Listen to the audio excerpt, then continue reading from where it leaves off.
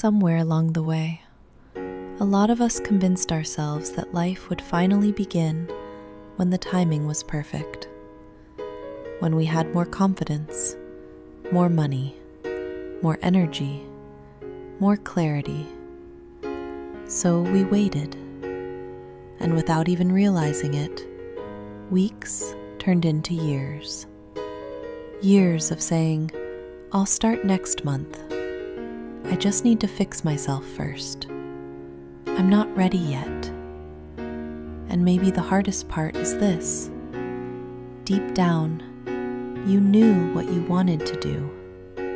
You just kept waiting for a version of yourself that felt fearless enough to begin. But that version never came, because nobody feels fully ready before changing their life. I wasted a lot of time like that. Not because I was lazy, not because I didn't care. Actually, I cared too much. I overthought everything. Every decision felt huge. Every mistake felt permanent. Every goal felt like something I needed to perfectly plan before taking the first step. So instead of moving forward, I stayed still. And from the outside, it probably looked normal. But internally, it felt like watching life move without me. Watching other people build things, improve, take risks, grow, while I kept telling myself, soon. That word can quietly destroy years of your life. Soon I'll start. Soon I'll change. Soon I'll become disciplined. Soon I'll heal. Soon I'll finally live the life I want. But soon is dangerous when it becomes an excuse to avoid discomfort. Because the truth is, most of us are not waiting for the right time. We're waiting to stop being scared.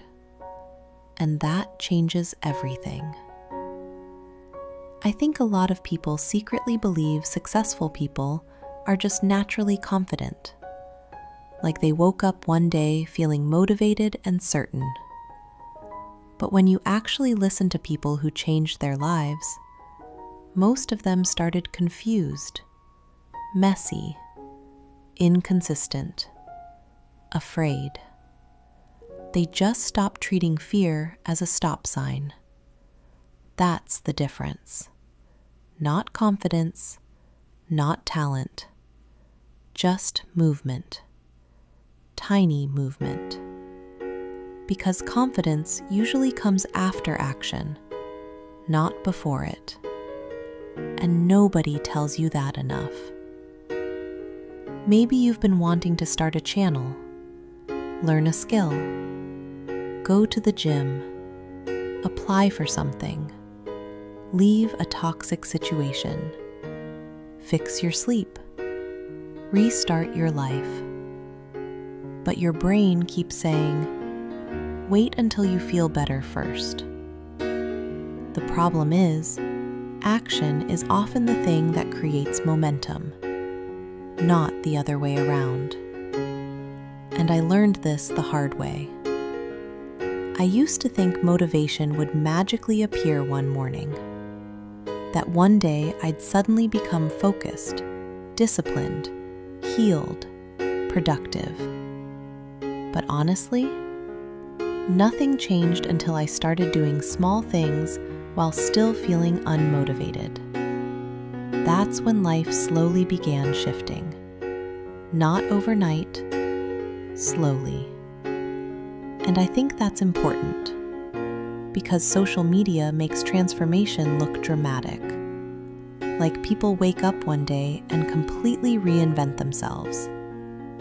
Real life usually doesn't look like that.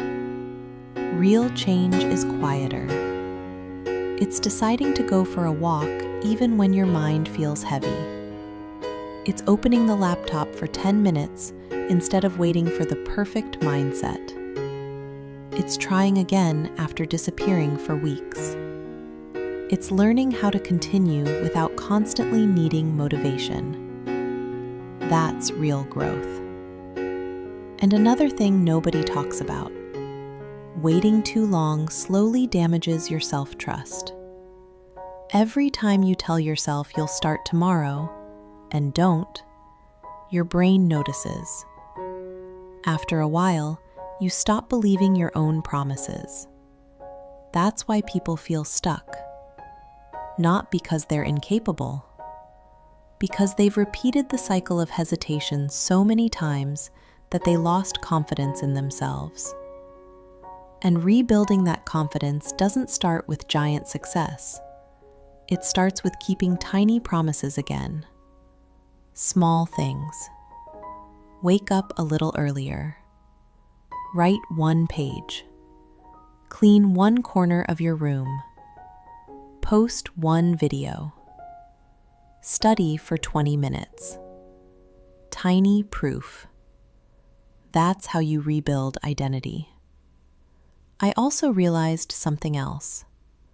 Perfectionism was ruining my life more than failure ever did.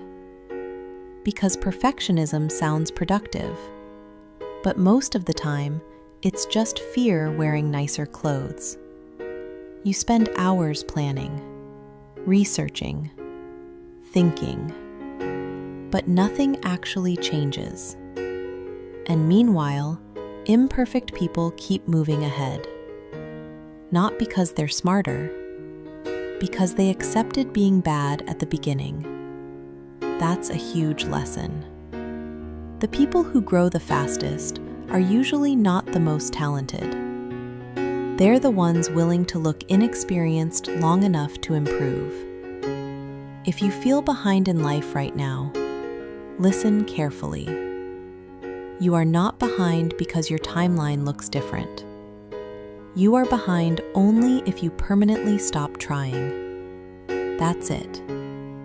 Some people start at 18, some at 30, some after heartbreak, some after burnout, some after years of depression, fear, or self-doubt. Life is not as linear as the internet makes it seem. A lot of people are silently rebuilding themselves right now. Quietly, slowly, one step at a time. And maybe that's where you are too. So here's what I want you to remember tonight. The right time rarely feels right. You don't suddenly wake up fearless. You don't suddenly become perfectly disciplined. You don't suddenly feel fully ready. You begin first. Then clarity comes later. Then confidence grows later. Then momentum builds later. But it only happens after movement. Even small movement, especially small movement. So stop waiting for a perfect version of yourself to arrive before you start living your life. That version is built through action, not waiting, not overthinking, not endlessly preparing. Action. Even messy action. Especially messy action. Tonight, do one thing your future self would thank you for. Not 10 things, not a complete life reset, just one small step.